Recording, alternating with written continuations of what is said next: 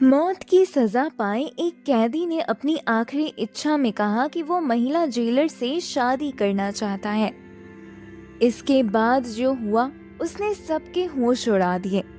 आखिरकार उस कैदी को एक रात के लिए दुल्हन मिली, लेकिन शादी की रात जो कुछ हुआ उसने पूरे जेल प्रशासन को हिला कर रख दिया। क्या महिला जेलर ने उस कैदी से शादी की? आखिर शादी की रात क्या हुआ था? जानने के लिए वीडियो को अंत तक देखें। 24 साल के विशाल वर्मा को अदालत ने मौत की सजा सुनाई थी। जेल में अब उसकी पहचान उसके नाम से नहीं बल्कि कैदी नंबर 307 के रूप में होती थी। लेकिन 33 साल की जेलर अवंतिका शर्मा के लिए वो सिर्फ एक कैदी नहीं बल्कि एक ऐसा इंसान था जिसकी खामोशी और चेहरे के भाव उसके मन में कई सवाल खड़े कर देते थे। जब भी अवंतिका कैदी नंबर 307 की सेल के सामने से गुजरती, उसकी नजर खुद ब खुद विशाल पर ठहर जाती। विशाल के चेहरे पर एक अजीब सी उदासी और बेबसी दिखाई देती थी। उसकी आंखें मानो कोई ऐसी कहानी बयां करना चाहती थी जिसे उसने आज तक किसी से नहीं कहा था। वो दूसरी कैदियों की तरह शोर शराबा नहीं करता था, न ही किसी से ज्यादा बातचीत करता था। वो बस चुपचाप अपने सेल के एक कोने में बैठा रहता था। खाना मिलता तो बिना कुछ बोले खा लेता और कई बार तो उसे बिना छुए ही वापस कर देता था। अवंतिका का कई बार मन करता था कि वो उसके पास जाकर पूछे, आखिर तुमने वो अपराध क्यों किया था जिसकी वजह से तुम्हें मौत की सजा मिली? लेकिन उसका फर्ज हर बार उसके कदम रोक देता। जेल के नियम किसी भी जेलर को कैदियों से व्यक्तिगत संबंध बनाने या उनसे अनावश्यक बातचीत करने की अनुमति नहीं देते थे।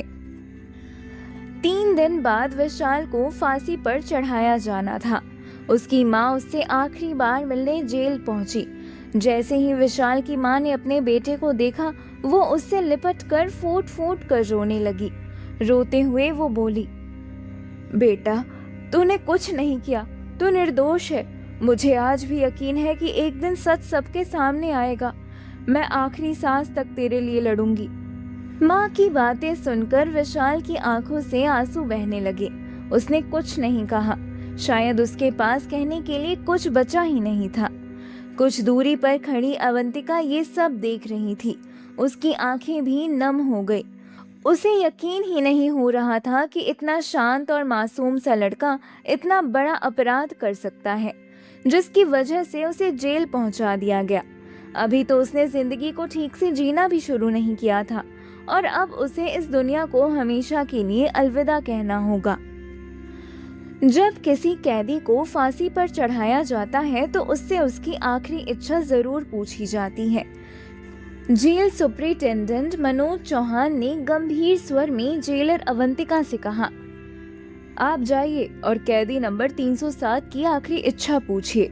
अगर उसकी इच्छा कानून के दायरे में होगी तो उसे हर हाल में पूरा करने की कोशिश की जाएगी। रात हो चुकी थी। पूरा जेल सन्नाटे में डूबा हुआ था। अवंतिका धीरे धीरे कैदी नंबर 307 यानी विशाल की सेल की ओर बढ़ रही थी। उसे बिल्कुल भी अंदाजा नहीं था कि आज की रात उसकी जिंदगी में एक बहुत बड़ा तूफान लेकर आने वाली है। सेल के सामने पहुंचकर अवंतिका ने शांत आवाज में विशाल से कहा, 3 दिन बाद तुम्हें फांसी दी जाएगी। बताओ, तुम्हारी आखिरी इच्छा क्या है?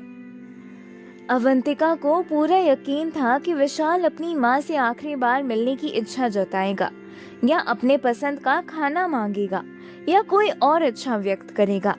मौत की सजा पाए ज्यादातर कैदी अपनी आखिरी इच्छा में यही सब मांगते हैं। लेकिन अगले ही पल विशाल ने जो कहा उसे सुनकर जेलर अवंतिका के पैरों तले मानो जमीन खिसक गई। विशाल ने बिना किसी हिचकिचाहट के कहा, मैडम, मेरी आखिरी इच्छा है कि मैं आपसे शादी करना चाहता हूँ और आपके साथ एक रात बिताना चाहता हूँ। ये सुनते ही अवंतिका का चेहरा गुस्से से लाल हो गया। वो तेज आवाज में बोली, तुम्हारी हिम्मत कैसे हुई मुझसे ऐसी बात करने की? तुम एक कैदी हो और मैं इस जेल की जेलर। 2 दिन बाद तुम्हें फांसी होने वाली है, फिर भी तुम मुझसे शादी की बात कर रहे हो। आखिर मैं तुमसे शादी क्यों करूं? विशाल ने बिना घबराए शांत स्वर में कहा, अगर आप मुझसे शादी नहीं करना चाहती तो ठीक है, लेकिन मेरी शादी किसी दूसरी लड़की से करवा दीजिए। मरने से पहले मैं उसके साथ एक रात बिताना चाहता हूँ। अगर मेरी ये इच्छा अधूरी रह गई तो मरने के बाद भी मेरी आत्मा को कभी शांति नहीं मिलेगी। विशाल की ये अजीब और हैरान कर देने वाली आखिरी इच्छा सुनकर अवंतिका कुछ पल के लिए बिल्कुल खामोश रह गई। फिर वो जेल सुपरिटेंडेंट मनोज चौहान के पास पहुंची और उन्हें पूरी बात बताई। मनोज चौहान भी ये सुनकर सन्न रह गए। कैदी नंबर 307 की ये अनोखी आखिरी इच्छा पूरे जेल प्रशासन में चर्चा का विषय बन गई। हर कोई बस यही सोच रहा था कि आखिर मौत की सजा पाए एक कैदी ने ऐसी अजीब इच्छा क्यों जताई और आखिर कौन सी लड़की इस कैदी की एक रात की दुल्हन बनेगी। अगले दिन सुबह जेल सुपरिटेंडेंट मनोज चौहान ने विशाल को अपने कार्यालय में बुलाया। कुछ पल तक वो उसे खामोशी से देखते रहे, फिर गंभीर आवाज में बोले, देखो विशाल, 2 दिन बाद तुम्हें फांसी होने वाली है। तुम्हारी इस आखिरी इच्छा को पूरा करना हमारे लिए संभव नहीं है। तुम अपनी ये इच्छा बदल दो और कोई दूसरी आखिरी इच्छा बता दो। मैं वादा करता हूँ उसे हर हाल में पूरा करने की कोशिश करूंगा। विशाल के चेहरे पर न कोई डर था न कोई बेचैनी। उसने शांत लेकिन दृढ़ आवाज में कहा, नहीं सर, मेरी आखिरी इच्छा बस यही है। मरने से पहले मुझे शादी करनी है, क्योंकि मैंने अभी तक शादी नहीं की है। मनोज चौहान ने गहरी सांस लेते हुए सर झुका लिया, फिर बोले, लेकिन लड़की कहाँ से मिलेगी? अगर हम तुम्हारी इच्छा पूरी करना भी चाहें, तब भी कौन सी लड़की मौत की सजा पाए किसी कैदी से शादी करने के लिए तैयार होगी, वो भी सिर्फ एक रात के लिए। विशाल के चेहरे पर हल्की सी मुस्कान आ गई। उसने आत्मविश्वास के साथ कहा, सर, लड़की जरूर मिलेगी। आप बस सुंदर नगर के शिवजी के मंदिर में ये ऐलान करवा दीजिए कि कैदी नंबर 307 मरने से पहले एक रात के लिए शादी करना चाहता है। मुझे पूरा विश्वास है कोई न कोई दुल्हन जरूर आएगी। विशाल ये बात इतने आत्मविश्वास से कह रहा था मानो उसे पहले से ही पता हो कि कोई लड़की उससे शादी करने के लिए जरूर आएगी। इतना कहकर वो चुपचाप अपनी सेल में लौट गया। कुछ देर बाद मनोज चौहान ने गहरी सांस लेते हुए अवंतिका से कहा, अब क्या किया जाए? उसकी आखिरी इच्छा पूरी करना हमारी जिम्मेदारी है, लेकिन कैसे? आखिर कौन सी लड़की सिर्फ एक रात के लिए मौत की सजा पाए किसी कैदी से शादी करेगी? अवंतिका ने गंभीर स्वर में कहा, सर, मैं भी इसी बात को लेकर परेशान हूँ, लेकिन अगर विशाल को इतना विश्वास है कि मंदिर में ऐलान करने पर कोई लड़की मिल जाएगी, तो हमें एक बार कोशिश करनी चाहिए। अगर फिर भी कोई लड़की तैयार नहीं हुई, तो हम उसे समझाने की कोशिश करेंगे कि वो अपनी आखिरी इच्छा बदल दे। जेल सुपरिटेंडेंट मनोज चौहान के आदेश पर पुलिस सुंदर नगर के शिव मंदिर में ऐलान करती है कि जेल का कैदी नंबर 307 अपनी आखिरी इच्छा के तौर पर एक रात के लिए शादी करना चाहता है। जो भी लड़की अपनी इच्छा से उससे शादी करना चाहती हो, वो जेल आकर संपर्क कर सकती है। उसी दिन शाम को 19-20 साल की एक लड़की पंडित जी को साथ लेकर जेल के मेन गेट पर पहुंच जाती है। गेट पर तैनात पुलिसकर्मी ये खबर तुरंत जेलर अवंतिका शर्मा को देता है। ये सुनते ही अवंतिका के चेहरे पर हैरानी छा जाती है। उसे यकीन ही नहीं होता कि कोई लड़की अपनी मर्जी से एक ऐसे कैदी से शादी करने चली आई है जिसे 3 दिन बाद फांसी दी जाने वाली है। वो बिना एक पल गवाए सुपरिटेंडेंट मनोज चौहान को इसकी जानकारी देती है। खबर सुनते ही मनोज चौहान भी स्तब्ध रह जाते हैं और तुरंत जेल के गेट की ओर बढ़ जाते हैं। लड़की को देखकर मनोज चौहान पंडित जी से कहते हैं, पंडित जी, आप इस मासूम लड़की को एक ऐसे कैदी से शादी करने के लिए कैसे ले आए जिसकी जिंदगी में सिर्फ 3 दिन बाकी हैं? पंडित जी शांत स्वर में कहते हैं, मैं इसे नहीं लेकर आया हूँ, ये लड़की खुद मुझे अपने साथ लेकर आई है। ये अपनी इच्छा से उस कैदी से शादी करना चाहती है। लड़की की आंखों में अटल विश्वास देखकर वहां मौजूद हर व्यक्ति कुछ पल के लिए खामोश हो जाता है। इसके बाद जेल के भीतर बिना किसी तामझाम के पूरी विधि विधान के साथ विशाल और उस लड़की का शादी कराया जाता है। इसके बाद दोनों की शादी रजिस्टर भी कर दी जाती है। शादी पूरी होते ही विशाल धीमी आवाज में कहता है, जैसा कि मैंने पहले ही कहा था, मैं अपनी पत्नी के साथ एक रात बिताना चाहता हूँ, तो उसे आज की रात मेरी सेल में भेज दीजिए। कुछ पल की चुप्पी के बाद सुपरिटेंडेंट उसकी इच्छा मान लेते हैं। लड़की को विशाल की सेल में भेज दिया जाता है। सेल और उस लड़की की सुरक्षा की जिम्मेदारी जेलर अवंतिका शर्मा को सौंप दी जाती है। अपने कार्यालय में बैठी अवंतिका का मन किसी अनहोनी की आशंका से घिर जाता है। वो बार बार यही सोचकर डर रही थी कि आखिर आज की रात उस सेल में क्या होने वाला है। आखिरकार उसका डर सच साबित हो जाता है। उस रात एक ऐसी घटना घटती है जिसने न केवल जेलर अवंतिका शर्मा बल्कि पूरे जेल प्रशासन को हिला कर रख दिया। थोड़ी ही देर बाद विशाल की सेल से उस लड़की की चीख पूरे जेल में गूंज उठती है। अवंतिका दौड़कर सेल के बाहर पहुंचती है। घूंघट में छिपी वो लड़की बहुत डरी हुई थी। वो कांपती आवाज में बोली, मुझे यहाँ एक पल भी नहीं रहना, प्लीज मुझे अभी इसी वक्त यहाँ से जाने दीजिए। अवंतिका ने उसे ताना मारते हुए कहा, क्यों, कैदी से शादी करने का भूत उतर गया? बहुत शौक था ना उससे शादी करने का, अब क्या हुआ? रात तो अभी खत्म नहीं हुआ और अभी चले जाना है। लड़की अवंतिका से मिन्नतें करने लगी, मुझसे बहुत बड़ी गलती हो गई मैडम, प्लीज मुझ पर दया कीजिए, मुझे यहाँ से जाने दीजिए। लड़की की हालत देखकर अवंतिका को लगा कि वो डर और पछतावे से पूरी तरह टूट चुकी है, इसलिए उसने उसे जाने की अनुमति दे दी। अगले दिन सुबह हर रोज की तरह जेलर अवंतिका जब विशाल की सेल के पास पहुंची तो अंदर का नजारा देखकर उसके पैरों तले जमीन खिसक गई। सेल के अंदर जाकर वो देखती है कि विशाल के बिस्तर पर विशाल नहीं था, उसके बिस्तर पर वही लड़की कैदी के कपड़ों में लेटी हुई थी। अवंतिका को पूरा मामला समझ में आ गया था। पिछली रात विशाल दुल्हन के कपड़े पहनकर उसी लड़की की जगह जेल से फरार हो गया था। वो लड़की विशाल के साथ मिली हुई थी। शादी, आंसू, चीखें, सब कुछ एक सोचा समझा नाटक था ताकि विशाल जेल से भाग सके। कुछ ही मिनटों में पूरे जेल प्रशासन में खलबली मच गई। सुपरिटेंडेंट मनोज चौहान ने अवंतिका को अपने कार्यालय में बुलाया और विशाल के फरार होने का पूरा जिम्मेदार उसे ठहराया। ड्यूटी में उसकी लापरवाही के कारण एक कैदी जेल से भागने में कामयाब हो पाया। अवंतिका खुद को कोस रही थी। उसके मन में बस एक ही बात घूम रही थी, काश उस रात मैंने विशाल से उसकी आखिरी इच्छा न पूछी होती तो शायद आज मेरी जिंदगी में ये परेशानी नहीं आती। अवंतिका फिर उस लड़की से कहती है, तुमने एक मुजरिम को जेल से भागने में उसका साथ दिया है, क्या तुम्हें जरा भी अंदाजा है कि तुमने कितना बड़ा जुर्म किया है? लड़की की आंखों में न कोई डर था न कोई पछतावा। वो बिना झिझके बोली, विशाल ने कोई जुर्म नहीं किया है मैडम, वो निर्दोष है। अवंतिका हैरानी से उसकी ओर देखती है और कहती है, अदालत उसे दोषी करार देकर मौत की सजा सुना चुकी है और तुम कह रही हो कि उसने कुछ नहीं किया। लड़की की आंखें भर आती हैं। वो कहती है, हाँ मैडम, उसने कुछ गलत नहीं किया है। विशाल बहुत अच्छा, ईमानदार और बहादुर लड़का है। अवंतिका का चेहरा गंभीर हो जाता है।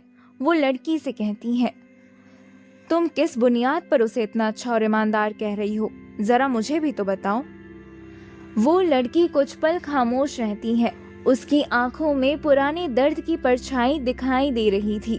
फिर वो गहरी सांस लेकर कहती है, आप विशाल की कहानी जानना चाहती हैं ना? तो सुनिए, मेरा नाम रोशनी है। विशाल के साथ मेरी बड़ी बहन की शादी होने वाली थी। दोनों की मंगनी हो चुकी थी। विशाल सिर्फ मेरी बहन का होने वाला पति नहीं था, बल्कि हमारे परिवार का एक हिस्सा बन चुका था। रोशनी आगे कहती है, एक दिन शाम को विशाल मेरी बहन से मिलने हमारे घर आया था। उस समय हमारे माँ बाप घर पर नहीं थे। घर में सिर्फ हम दोनों बहनें थीं। विशाल ड्राइंग रूम में बैठकर मेरी बहन से बातें कर रहा था और मैं रसोई में उनके लिए चाय बना रही थी। रोशनी कुछ पल के लिए आंखें बंद करती है और फिर कहती है। अचानक हमारे दरवाजे पर जोर जोर से दस्तक होने लगा। आवाज इतनी तेज थी कि हम दोनों बहनें डर गईं। जब मैंने खिड़की से बाहर देखा तो दरवाजे पर 4 लड़के खड़े थे। उनकी नजरें देखकर ही समझ आ गया था कि उनके इरादे ठीक नहीं थे। विशाल ने जब उन्हें देखा तो उसने हमें अंदर ही रहने को कहा और खुद दरवाजा खोलकर बाहर चला गया। वे लड़के विशाल को गालियां देने लगे, उसे धमकाने लगे, लेकिन विशाल चुप रहा। उसने पलटकर एक शब्द भी नहीं कहा। रोशनी की आंखों में आंसू आ गए। आप जानती हैं क्यों? क्योंकि उसे अपने अपमान की चिंता नहीं थी, उसे हमारी चिंता थी। वो अकेला था और सामने 4 गुंडे थे, फिर भी वो उनके सामने दीवार बनकर खड़ा रहा। उसे डर था कि अगर उसने उनसे लड़ाई शुरू कर दी तो कहीं वो घर के अंदर आकर हम दोनों बहनों को नुकसान न पहुंचा दे। आखिरकार उसने किसी तरह उन गुंडों को वहां से भगा दिया, लेकिन जाते जाते वे गुंडे धमकी देकर गए कि वो दोबारा आएंगे। अवंतिका ध्यान से रोशनी की बातें सुन रही थी। रोशनी अपनी बात को जारी रखते हुए कहती है। कुछ दिनों बाद वही 4 गुंडे फिर हमारे घर आए। वे हम दोनों बहनों से बदतमीजी और छेड़खानी करने की कोशिश करने लगे। हम डर के मारे चीखने लगी। इत्तेफाक से उसी वक्त विशाल हमारे घर पहुंचा। जब उसने हमारी हालत देखी तो वो उन गुंडों से भिड़ गया। उन 4 गुंडे और विशाल के बीच हाथापाई शुरू हो गई। वो 4 थे और विशाल अकेला। फिर भी विशाल ने हिम्मत नहीं हारी और उनसे लड़ता रहा। उसी मारपीट के दौरान एक गुंडा विशाल के हाथों मारा जाता है। मैडम, विशाल ने उसे जानबूझकर नहीं मारा था, वो एक हादसा था, लेकिन उस हादसे ने विशाल की जिंदगी बर्बाद कर दी। पुलिस आई और विशाल को गिरफ्तार करके ले गई। रोशनी की आंखें फिर नम हो जाती हैं। वो फिर कहती है, हम गरीब थे मैडम, हमारे पास बड़े वकील पकड़ने के पैसे नहीं थे। हम अदालत में चीख चीख कर सच्चाई बताने लगे, लेकिन हमारी आवाज सुनने वाला वहां कोई नहीं था। आखिरकार अदालत ने विशाल को हत्यारा करार दे दिया और उसे मौत की सजा सुना दी। विशाल की कहानी सुनकर अवंतिका की आंखें भी नम हो जाती हैं। वो कहती है, पर रोशनी, विशाल तो भाग गया ना, उससे शादी करके तुमने अपनी जिंदगी तो खराब कर दी। रोशनी विश्वास से कहती है, वो मेरा पति है, वो मुझे छोड़कर नहीं जा सकता। मुझे पता है वो कहाँ गया है और वो वापस आ जाएगा मैडम। रोशनी की आंखों में आंसू थे। वो फिर कहती है, मैडम, ये सब मैंने विशाल की माँ के कहने पर किया था। उन्होंने मुझसे मदद मांगी थी क्योंकि वो अपने बेटे को बेगुनाह साबित करना चाहती थी। मैं जानती थी कि ये सब करने से मैं खुद भी मुश्किल में पड़ सकती थी, लेकिन मैं किसी निर्दोष को फांसी के तख्ते पर चढ़ते हुए नहीं देख सकती थी। इसलिए मैंने विशाल की माँ की बात मान ली और विशाल से शादी करने के लिए राजी हो गई। रोशनी फिर कहती है, जेल से भागकर विशाल एक बड़े वकील के पास गया है। वो अपना केस रीओपन करवाना चाहता है। इसके बाद विशाल का वकील उसके केस को रीओपन करवाता है। अदालत में फिर से सुनवाई शुरू होती है। आखिरकार अदालत के सामने सच्चाई आ जाती है कि विशाल ने रोशनी और उसकी बहन की जान और इज्जत बचाने के लिए उन गुंडों से लड़ाई की थी, लेकिन उस झड़प के दौरान एक लड़की की मौत विशाल के हाथों हो गई थी। विशाल का किसी की हत्या करने का कोई इरादा नहीं था। जज साहब विशाल को निर्दोष करार देते हैं और उसे मिली मौत की सजा से भी मुक्त कर देते हैं। अपनी बेगुनाही साबित होते ही विशाल की आंखों में खुशी के आंसू बहने लगते हैं। आखिरकार उसे इंसाफ मिल गया था। विशाल की माँ भी बहुत खुश हो जाती है और अपने बेटे को गले लगाकर खुशी के आंसू रोने लगती है। आखिरकार एक माँ की ममता और विश्वास की जीत हुई थी। उधर रोशनी की आंखें भी खुशी के आंसू से भर जाती हैं। वो विशाल के पास जाती है और उसे अपने सीने से लगा लेती है। दोनों के बीच कोई बात नहीं होती क्योंकि उस पल उनकी आंखें ही सब कुछ कह रही थी। इसके बाद रोशनी विशाल की पत्नी बनकर उसके घर जाती है और उसके साथ अपनी नई जिंदगी की शुरुआत करती है। जिस लड़के को उसकी बहन का पति बनना था, किस्मत ने आज उसी लड़की को उसका पति बना दिया था। विशाल की बेगुनाही साबित करने के लिए रोशनी ने अपनी जिंदगी की परवाह किए बिना जो कदम उठाया था वो सच में काबिले तारीफ था।